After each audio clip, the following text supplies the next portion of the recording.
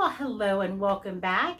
Thanks for checking us out. Today we are going to make another keto clean eating meal. Clean keto eating meal. Yeah, that sounds okay. So today we're going to do soup, which we're going to have for dinners for a couple of nights. It is a creamy cauliflower and ham soup. So this is actually a recipe that is on Melissa's website, I Breathe, I'm Hungry. So I will link that down below in the description for you so that you can check out the original recipe. Because as you know, of course, I'm not going to follow it exactly because that's just who I am. So I'm just going to do a couple of changes, not really too much. I don't want to change the carb count on it. I'm going to add a little bit of green onion and a stalk of celery. So that might add like another 5 grams for the whole bowl of soup. So I just want to let you know that. All right, the other thing, guys, is I'm going to try to do this video a little bit different. I feel like I'm a chatterbox. I am. It's just how I am in life, in the videos, whatever. But I feel like my videos are running too long and maybe that's not so appreciated. I don't know. So we're going to try something a little bit different. I'm going to maybe just try not to talk so much and cut that down a little bit. So I've already been starting on this. We've got the soup is cooling over here, and I just kind of wanted to stop and take a moment to introduce what we're doing today. So I hope that you are enjoying your new year so far. I'm on day 7 of this 30-day challenge, George and I know you're not supposed to weigh yourself until the end, but I did need a little bit of motivation just to kind of keep me on the path. And I've already lost 4 pounds, so I'm really excited about that. And I feel really good. Like I have so much more energy. Like I thought I had a lot of energy before, but no, I'm apparently not.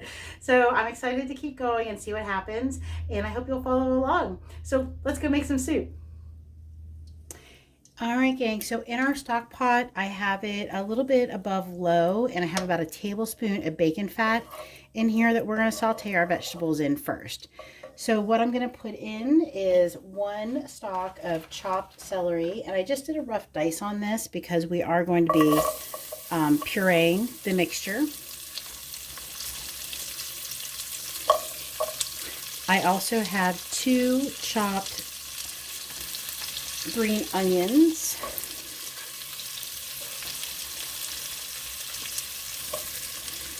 And then to that, because I'm going to do this on low, I'm also putting in 1 garlic clove. And we are just going to saute these until they're soft. Once that's done, I will show you the next step. Guys, I got so excited to get this started, I forgot that I was actually going to saute my ham first. So I have just a little bit over a cup of ham. That was just a 1-pound steak that I bought at the store. It was on sale. Anytime that ham is on sale, I will usually pick it up because I have a lot of recipes I use it in. The family really likes ham. And the reason I'm doing this step instead of just adding it to the soup is, again, to develop a little bit more flavor. I'm going to get a little bit of caramelization on there, and I think it'll look better, and I just think it'll taste a little bit better. Just wanted to show you real quick, I turned the heat up to about medium. I cooked the ham for about 5 minutes, and you can see it just got a little bit brown and a little bit of caramelization, so that's just what we want. And I did cut this up into bite-sized pieces, so hopefully you'll get a bite of ham in every piece. Okay, we're going to add the vegetables back to the pan, and then we're also going to add our broth. To our pot, I put the vegetables back in, and I have 6 cups of homemade ham broth.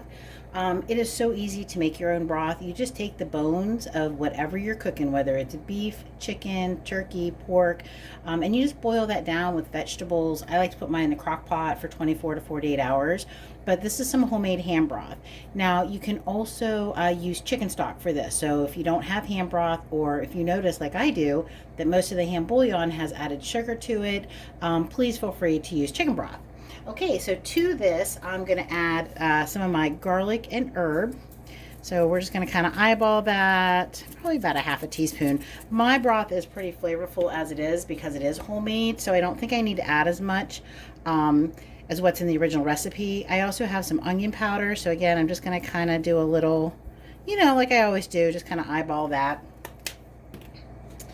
All right, I'm going to give that a little bit of a stir, and then we're going to add our cauliflower. Now, I have about 6 cups of cauliflower. I actually found a beautiful head at the store. I was so excited. It's the little things in life, don't you know? So I got that, and I actually am going to make it into 2 recipes for you. So this is our first one. This is going to be the creamy cauliflower and ham soup that we're going to be making for lunches this week for George and I for our clean keto eating prep week. So I'm just going to finish adding this, and then we're going to let this simmer for about 20 minutes to a half an hour until all of our cauliflower is tender. And then once that happens, come back and I'll show you what we're doing. Our soup has been simmering now for about 25 minutes. I'm going to go ahead and turn it off. The next step I'm going to do is I'm actually going to let this cool down. So there's a couple of ways that you can puree this. We can either put it in a food processor in batches, you can put it in a blender, or you can use an immersion blender. And that's what I'm going to use today. You can use your immersion blender right here in the pan. You just plug it in and you can puree it up. Now, I'm not doing that today for two reasons. One, I always make a mess. I have too much stuff in here. My pan's not high enough, so stuff starts splattering everywhere. The other reason is, unfortunately, this pan isn't that non-stick material, but my other pans are, and I've actually scraped the bottom of them. So I'm going to let this cool. I'm going to transfer it into a different bowl. I know it's an extra dish to wash, but to me it's worth it. And then I'll show you the immersion blender and how we're going to puree this to make a silky smooth soup without any cream, no half and half, nothing like that. All right, so like I said, we're just gonna let this hang out. I'm probably gonna let it cool, I would say about a half hour, 40 minutes, and this is just so it doesn't burn me whenever we're pureeing it and it comes back at me. All right, our soup has cooled enough, so I put it in a high-sided plastic container, and this is in my sink. I don't have any clean dishes nearby or anything, so if it does splatter, it's just going to stay in the sink. This is my immersion blender. It is an Oster brand, and it has little blades here at the bottom, so if you've never seen one, this is what it is. And it's a really handy gadget. I love it. I've had one for years.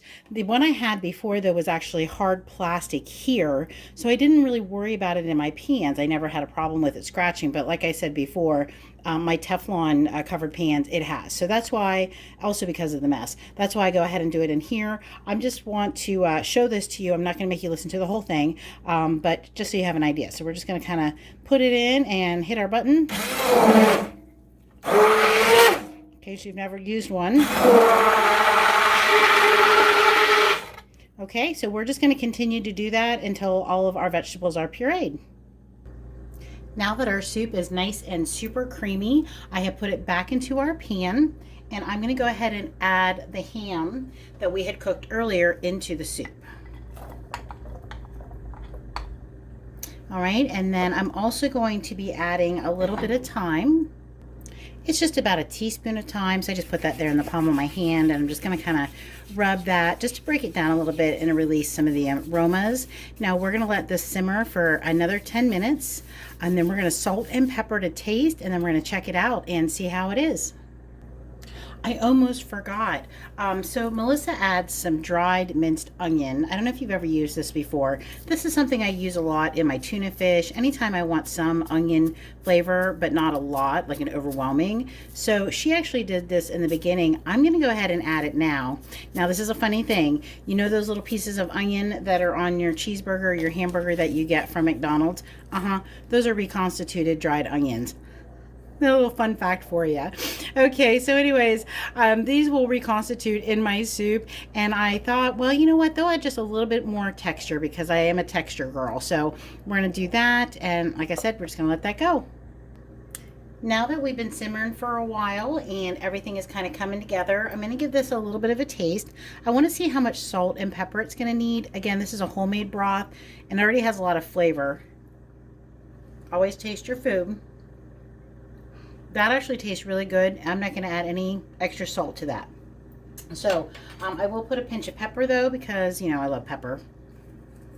All right, our soup is just about done. So guys, Mellissa has in her recipe that she adds some butter at the end or some kind of fat. I'm not going to do that simply because, again, this is homemade stock and it had fat. You know how it comes to the top. And when I had froze this, it was all at the top part of the broth. So there's plenty of fat in this soup, and I don't think I need to add any more. The only other ingredient we're going to do, Mr. Piggy and I are going to add a little bit of apple cider vinegar. So we're going to do 2 tablespoons. And the reason I'm measuring this, because you know I don't measure anything, is, well, it's vinegar. And as much as I love vinegar, I don't want to overdo it and overpower the dish. So we're just going to do that. I'm going to give it one more little stir. And then I think we are all set, guys. So what I'm going to do is I will just give it a little taste for you. And then I'm going to go ahead and dish it up so that I can portion it out for our meals. But I hope you'll try this. Let me know what you think. It reminds me, with the way it looks right now, like split pea soup. I'm hoping it will fool my mouth into thinking it's ham and bean soup, because honestly, that's one of my favorites. And I just really, well, I definitely can't do it these 30 days. But when I eat it nowadays, I can only eat a half a cup because of the beans. They just mess up my blood sugar too much, but I can still get a flavor of it. So that's what we're going for. All right. Just like that, I'm back. All right, guys. So I just, I wanted to just give this a taste for you because I've been tasting it as I've been cooking it, but not the final product. I'm very excited. It smells really good. So let's see what happens.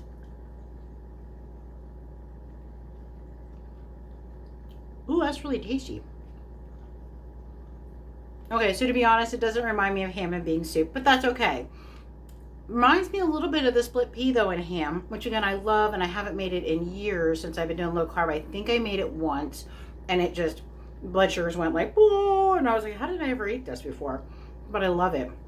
So it kind of gives me the texture, not really the flavor of course, but the texture of it.